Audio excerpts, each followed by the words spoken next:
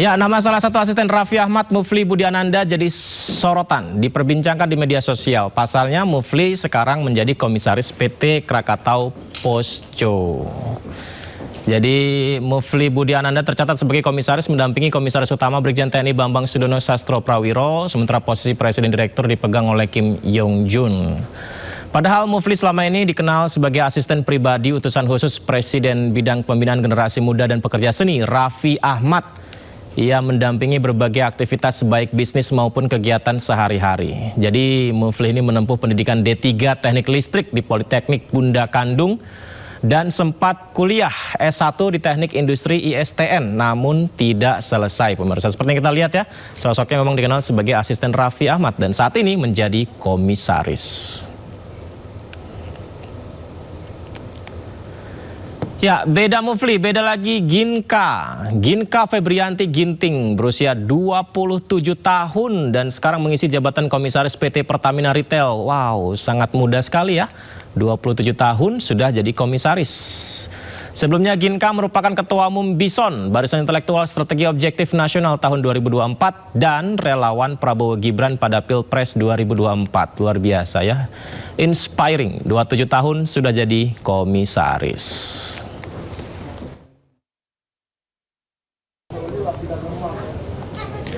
Disampaikan kuasa hukum Roy Suryo, Refli Harun saat membacakan petitum dalam sidang yang digelar pagi tadi, turut hadir dalam sidang Roy Suryo selaku pemohon, serta perwakilan Polda Metro Jaya dan Kejati DKI Jakarta sebagai termohon.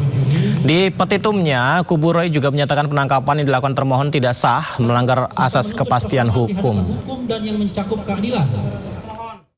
Intinya adalah tentang tindakan penangkapan, kemudian upaya penahanan yang tidak sesuai dengan hukum yang ada. Tadi secara detail disampaikan, tidak adanya izin dari RT RW, tidak adanya pemberitaan atau penetapan dari pengadilan, kemudian dilakukan dengan tidak sesuai dengan KUHP yang baru ya, kemudian tidak juga dilakukan sesuai dengan peraturan perundang-undangan yang berlaku. Jadi alhamdulillah tadi juga Hakim Tunggal mengatakan proses ini akan berlangsung dengan cepat, ya, insya Allah akan berlangsung selama 7 hari kalender, ya, 7 hari kerja, sehingga besok akan langsung dinyatakan jawaban dari Polda. Kemudian juga kalau ada replik besok juga akan kita sampaikan, duplik besok juga akan kita sampaikan. Selanjutnya proses akan berlangsung dan insya Allah putusannya, insya Allah ya, kalau saya tidak salah tadi mohon dikoreksi, tanggal 7 Juli. Tanggal 7 Juli tahun 2026. Kami mohon kepada masyarakat, intinya begini, sebelum ada pertanyaan, kenapa saya mengajukan ini? Kami mengajukan ini bukan hanya untuk kami pribadi. Kami mengajukan ini untuk seluruh rakyat Indonesia, agar kesewenang-wenangan dan kebrutalan yang terjadi pada saat penangkapan, penahanan itu tidak terulang lagi. Kalaupun ada, ini yang terakhir yang saya alami. Ya, seorang yang hanya kemudian dituduh melakukan pencemaran nama baik dan juga kemudian fitnah, dan itu pun belum terbukti, ya, sudah dilakukan upaya penangkapan yang brutal, penangkapan yang luar biasa jahat, ya, penangkapan yang tidak sesuai dengan. Akan tetapi pemirsa, tidak sama dengan Roy Suryo, Dr. Tifa justru memilih jalan yang berbeda. Pasca ditangkap polisi, Roy bersikukuh ajukan sidang pra-peradilan, sementara Dr. Tifa memilih membatalkannya. Ini strategi atau pecah kongsi?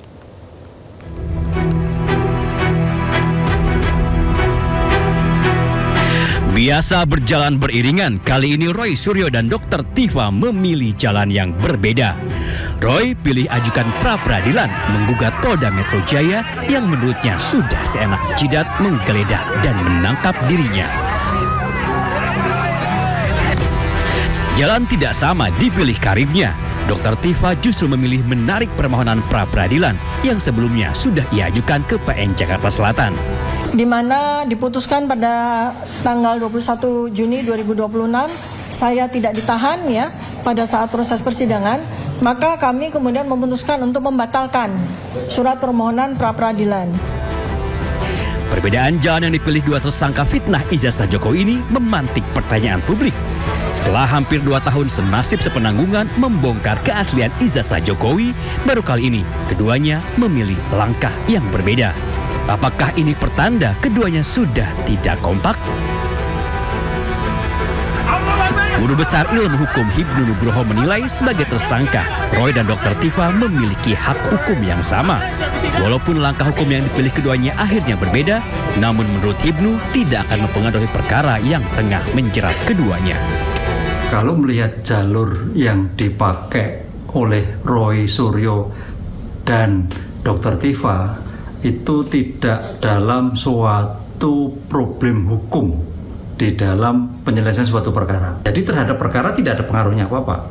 Kalau toh pun nanti pra-peradilan diterima juga tidak ada pengaruhnya apa-apa. Ya itu hak masing-masing karena memang suatu penyelesaian itu kan tergantung pada Pak Heru Suryo dan Dr. Tifa. Ya, Dr. Tifa langsung pada penyelesaian pokok perkara. Roy Suryo belum karena ingin memastikan tadi bahwa terhadap penjemputan itu tidak sah apalagi kalau dikatakan penangkapan.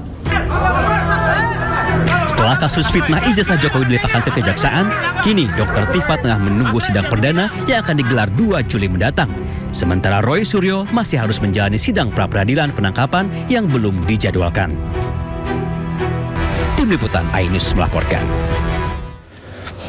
Baik pemirsa, saya sedang melakukan interview lamaran kerja. Ini ada pelamar kerja, pemirsa saya baca ya. Ardi, silakan masuk. Selamat malam, Pak. Selamat malam, duduk dulu di sini. Saya membaca CV Anda ya, tapi saya baca dulu ini tulisannya rakyat biasa ya. Oke, rakyat biasa. Baik, saya lihat ini Ardi.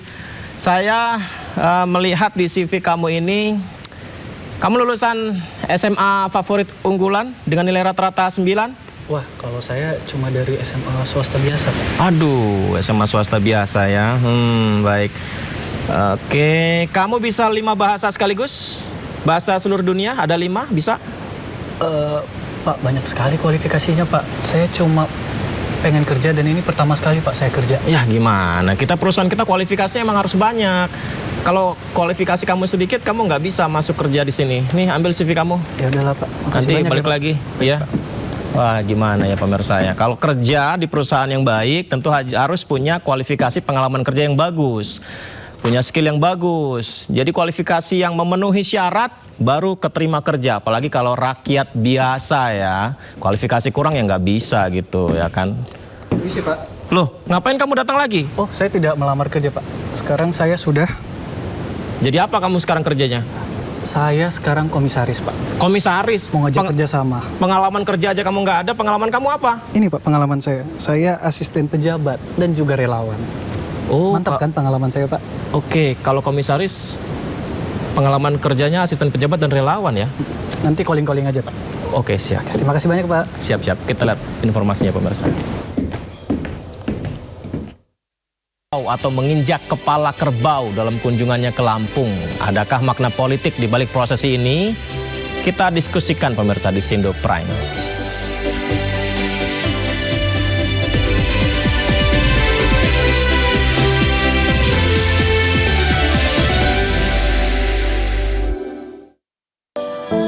Ini mereka yang punya semangat belajar namun hanya jadi impian. Mari budayakan membaca dan perjuangkan mereka agar gemar membaca sejak dini. Terus berikan bantuan fasilitas rumah baca agar mereka giat belajar dan semakin pintar. Kami peduli dan melangkah maju agar lebih banyak lagi yang gemar membaca sejak dini. Mari berdonasi untuk mereka.